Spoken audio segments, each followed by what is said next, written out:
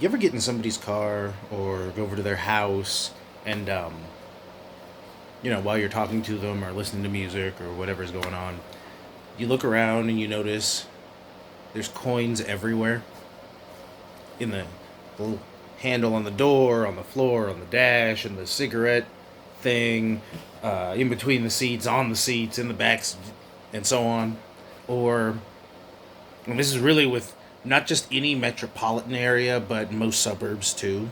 If you walk down the street and just look down, I know most people don't tend to look um, real closely at the ground in front of them.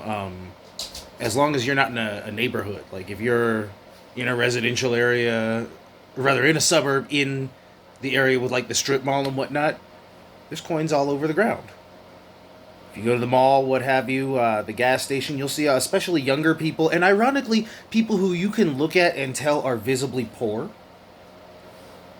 They'll come out of the gas station or the shoe store or whatever with the change from whatever they just bought in their hand, and you'll see them throw it on the ground. I know there's a lot of people who don't like change. They don't want to carry around like a pocket full of heavy coins. I get that. But at the same time, especially with a lot of the people who, like I said, you can look at and tell visibly are poor.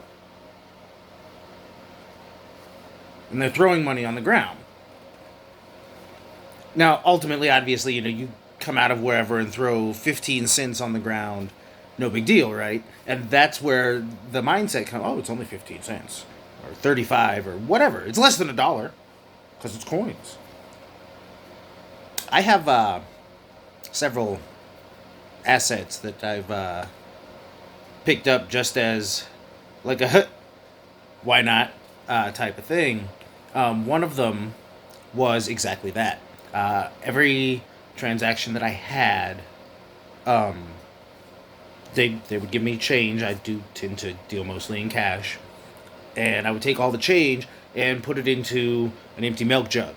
And when the milk jug was empty, I would take it to the Coinstar or roll the coins. Either way, you basically wind up paying about 10% of your holdings, so to speak, to have it processed into paper money. If you roll the coins yourself, you have to buy the rolls and then you just take them to a bank. Or you go to the Coinstar and it'll charge you about 10%, and then you just walk up to the counter and they hand you cash money that way. Um, I have one that I purchased entirely that way, and I have one, ironically, that I purchased entirely recycling cans. Now, bear in mind, these aren't expensive assets. I bought them in their Warzone real estate.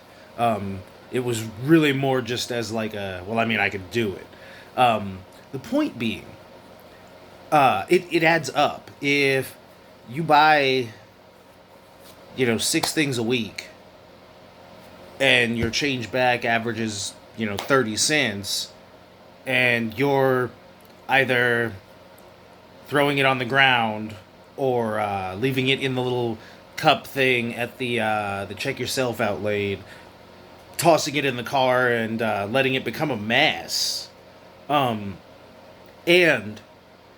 forgetting about it. And don't get me wrong, I kind of like the idea of rolling around in money, but not in the car. If you were to take all of those, individual transactions and put the that extra change to the side, like a milk jug or whatever, a Safeway bag hanging on the door, an empty vase, whatever you happen to have that you can put them in, and then just cash them in, turn it to cash, put the. I mean, you could spend it or put it into an envelope or a drawer or whatnot, and let it pile up until you actually have enough to do something with it. The point being, I mean, that was the whole premise, more or less, on a grander scale, with was it Superman 3, the one with Richard Pryor, Office Space too, where oh, we're taking like a fraction of a penny off of however many transactions, and over a period of time it adds up to X. Okay, so we're not even dealing with fractions of a penny, we're dealing with whole pennies. And I know that, the results on that are going to vary with from person to person depending on what you're buying and what have you. But yeah, especially if you're patient, if you let that pile up over the course of a couple of years, you've got enough money to do something. Even if all you decide to do with it is go out on a nice dinner, clean the nasty ass car that was full of coins. And again, in a lot of cases, people go through. I have a couple of friends from high school who were kind of grungy, and I had been, working with them, talking to them, kind of getting them to do some different kind of things. And one of them, I told him, dude, just you got nothing to do today? Clean your car and clean your room. And tomorrow, I'm willing to bet you're going to feel better going forward with everything else that you're doing. And then additionally, I gave him that gallon jug, an empty milk jug, and said, here, all the coins, all the change that you find, put in here. He had about $175 in coins between his car and his bedroom. More than enough to make the whole process of cleaning up worthwhile to him. And that's a part of the whole thing. Incentive, if you don't have it, people aren't going to do anything. We tend not to as a species. And I think that's people are trained to think, oh, it's 15 cents, who cares? But it's your 15